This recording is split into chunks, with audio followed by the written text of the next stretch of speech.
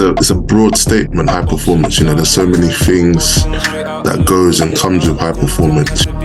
Big characters, Matthew Price, Luke Wilson, Kreshnicki, Evans Kwasi to a certain degree, Manny Osei, Harrison Chattin, who have all big names in non-league. For me, playing under him, I was fortunate not to be on the bench. I played every single game under him. Good evening, everyone. Second episode of High Performance. Today's guest is Toib Adeyemi, captain at Morden and Tiptree at the moment. Obviously, someone that's won the playoffs in step 2, in it, or step 4? Step 4. Step 4. So yeah, welcome to the podcast, mate. Thank you. Thanks for having me. That's all right, mate. So this podcast, me and Miles are starting something new to obviously non-league, and we just want to find out from you, what does high performance mean to you? I mean, that it's a broad statement, high performance. There's so many things that goes and comes with high performance. You've got your training, that's one thing. You've got to make sure you're in the best shape possible to perform on the pitch, and that's a very, very important thing. When you've got managers, you've got yourself, you've got players, that are coming together, and you've got to make sure you're playing or doing your part. Otherwise, you'll be gone. You've also got the diet, so the food that you're putting in your body, the drinks that you're putting in your body, that can affect that high performance as well. And then you got to think about your daily life. I guess if you party too much, that could be an issue. That could be a factor. No matter if you're doing your diets well and you're performing on the pitch, if you're training and your diet's well, but you're partying every Friday night, that could affect your performance as such. So there's many things that come into high performance. For me, it's all about making sure you do all of those 3 things. Making sure you're eating right. Don't get me wrong, I like to eat. My nice foods at times, as a Nigerian man, the jollof rice is nice, the plantain is nice. But what comes with that is making sure that, you're eating that within the right portions. You got your veg on the side. You're not always eating the same foods with too much oil or too much starch or too many carbohydrates. So there's so many things that come into play. And then you've got to make sure your daily life, you're balancing it right. You can't be going to bed at 1 a.m. all the time. You got to make sure you get enough sleep, because that plays an effect. Being a non-league player, football is my second job. It's my second income, or third if you count coaching. I've got to make sure that I'm in the best shape possible. Otherwise, you lose your spot, and then that's it. The club don't want you no more. That's true. Obviously, from what you've just said now, I'm looking at it as it's all about discipline. So in your word, like high performance mean you got to be fully disciplined in what you do every single day. So how do you make sure that you yourself are actually in the best shape and you're well disciplined? What do you do? Like, where does that come from? That discipline side of yours. Obviously, we know your African background, and I want to go into more details of where that discipline come from. Well, it stems from being in a Nigerian household, African household. That alone gets you ready for the high performance within football. For me, I hate being fined, so that helps with my discipline. Again, my girlfriend bangs on about it as well. You always on time for football, but never on time for me. So, it's hard. It's difficult. We've got a commitment to not only ourselves, but to the managers, to the coaches, to the fans, and to the club. The club owners who pay a lot, who bring a lot to the club, even the volunteers. And some people forget that it's not just about turning up on a Saturday or a Tuesday. It's more than that. We commit ourselves 3 times a week to make sure we're in the best shape. If we didn't care about football, none of us would play it, none of us would do it. But there's that passion that brings everyone together, that love of the game that brings everyone together. And non-league is a small world. So if you get ripped by another attacker or someone rips you and it's on the YouTube, you're gonna have to deal with that.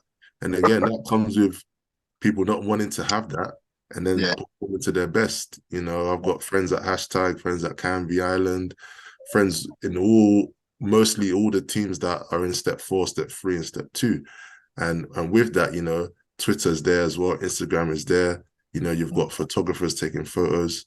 So you don't want to be that person who, you know, you're looking silly on camera or you're looking silly on the photos, because again, it's all banter, but at the end of the day, you know, it's out there and it's not going to be removed. So it's all about making sure you're in the best shape possible. You know, I work out every morning before I go to work. It's very, very important to me. You know, as a big man, as a 6'4" guy, you know, you've got players who are much lighter than me, you know, more agile than me. So I've got to make sure that I'm in the best shape I can possibly be to deal with their threats within the game. You know, they may be short and fast, or they may be light and fast, but you know, I have strength, I have height, I've got presence. So with that, it helps me to be in the best shape possible. And you know, being at Braintree, I was put through my paces.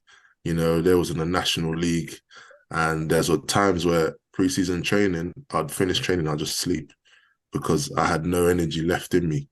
You know, and it was very, very vigorous. It was tough. You know, there was times where I was throwing up, but it had to be done. You know, I didn't sack it off.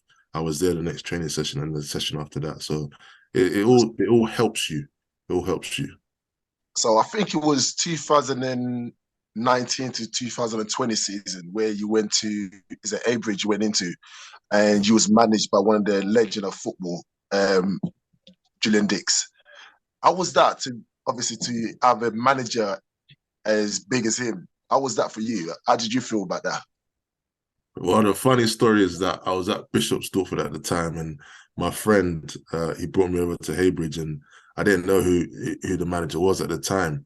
So I've gone there and I've said it's Julian Dicks, and you know I've done my research and I've seen the videos of him playing football. And I'm like, this guy's an absolute nutcase, but he was the nicest man possible. You know, he's a very down to earth guy.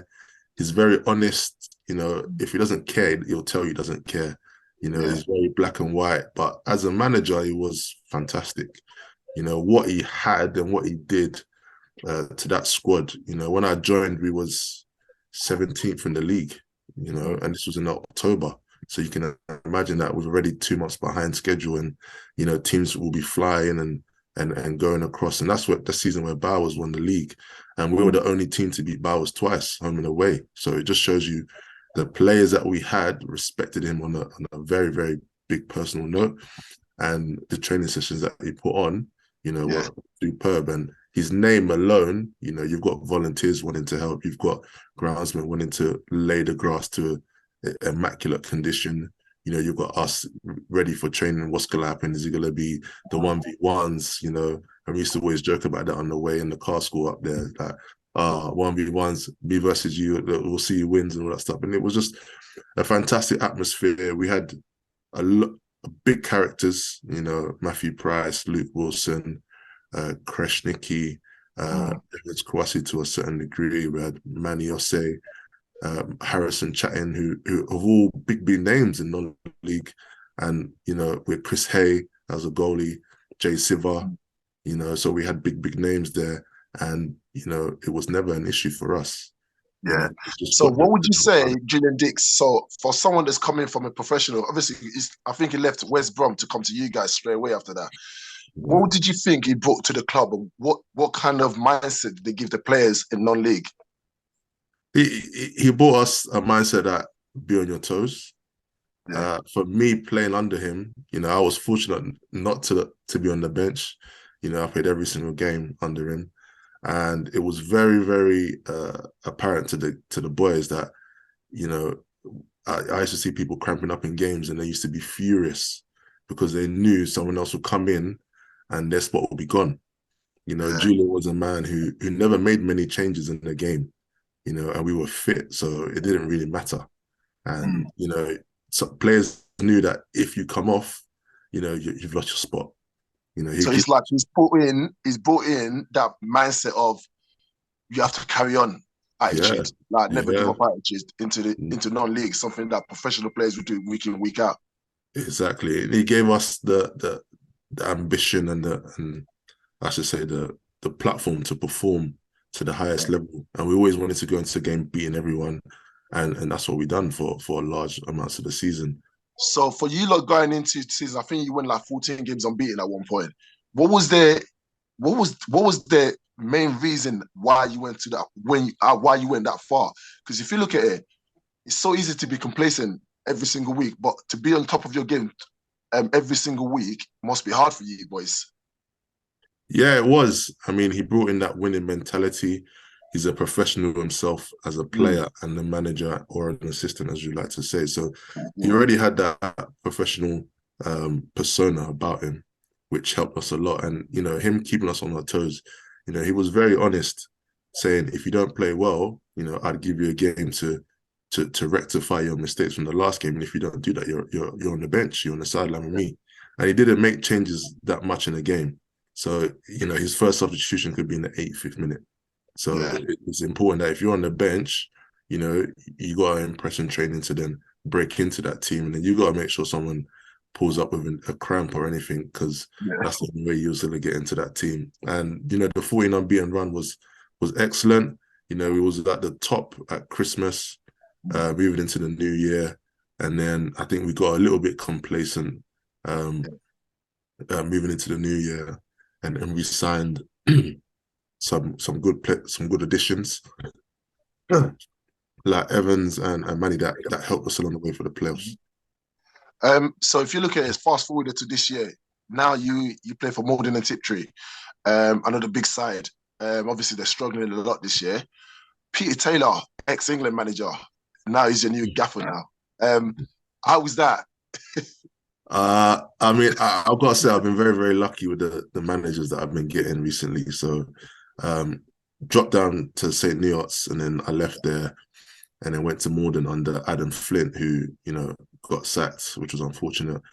But they brought in Peter Taylor, ex-England manager. Gave David Beckham his first England captaincy, which is massive. Crystal Palace, Dagenham, Redbridge, Welling. So he's played for a lot of big clubs and managed a lot of big clubs. Training is very, very good. I must say, it's all ball work, and he's very, very detailed. I didn't expect him to be that detailed from what I had with Julian. I can tell that Peter is a very detailed man. He wants to make sure that you, as a player, understand what he wants from you and where you need to be.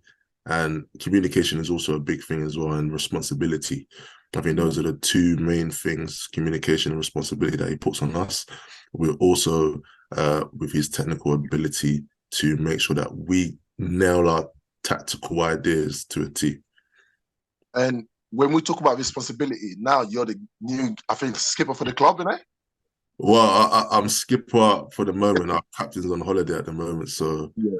So um, what did you think he see? What did he see in you to actually give you the armband? Because that's a massive thing for ex-England manager to give you to lead the team out. What do you think he saw in you? I mean, it's all the things that I've learned from you, AJ. Over my young years. A commanding centre back at Ilford. Yeah. And I was just doing what I do and what I know and what I've learned over the years. Being commanding, talking. Again, not many people talk in a game, which it baffles me, because The game's communication changed a lot. it changes a lot. Even if you're not even looking at the person. If I say left shoulder, all you got to do is move to your left, and you've already cut off their pass, which is so much easier than allowing them to break the lines, and then you're now struggling to deal with the threat. Again, with that, the players that I've played with over the years, at National League, at Conference South, at Bostik Prem, and also in the division that we're in now.